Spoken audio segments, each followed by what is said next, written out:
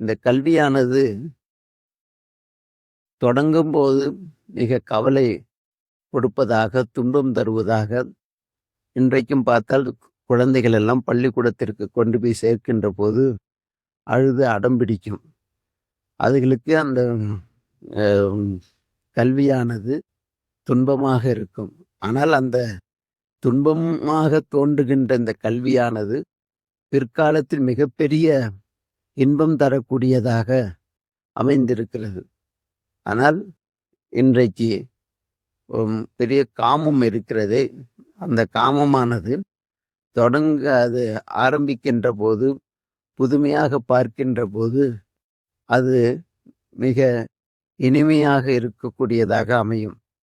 ஆனால் அந்த காமமானது வெளி நாள் செல்ல செல்ல அது மிகப்பெரிய துன்பத்தை கொடுக்கக்கூடியதாக அமைகின்றது. ஏனென்றால் ஒருவர் காதலிக்கின்ற போதோ அவர்கள் பின்பு அந்த துணைவனாலேயோ அல்லது துணைவியினாலேயோ பல்வேறுபட்ட சுற்றத்தை இழந்து, பொருளாதாரத்தை இழந்து, பல வகை நிலையிலே இன்றைக்கு டைவர்ஸ் என்று சொல்லக்கூடிய அளவிற்கு கூட வழக்கு மன்றங்களுக்கு செல்லுகிறார்கள். ஆனால் தொடங்குகின்ற போது கல்வியானது துன்பமாயிருக்கும், பின்னாடி இன்பத்தை கொடுக்கும்.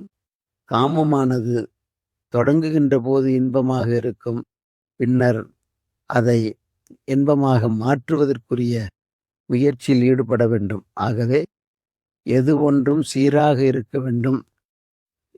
எந்த வகையில் குமரகுருபரர் தொடங்குங்கால் துன்பமாய் இன்பம் பயக்கும் மடங்கொன்று அறிவகற்றும் கல்வி நெடுங்காமும் முற்பயக்கும் சின்னீர் இன்பத்தின் கீழாய் பிற்பயக்கும் பீழை பெரிது என்று காட்டுகின்றார்.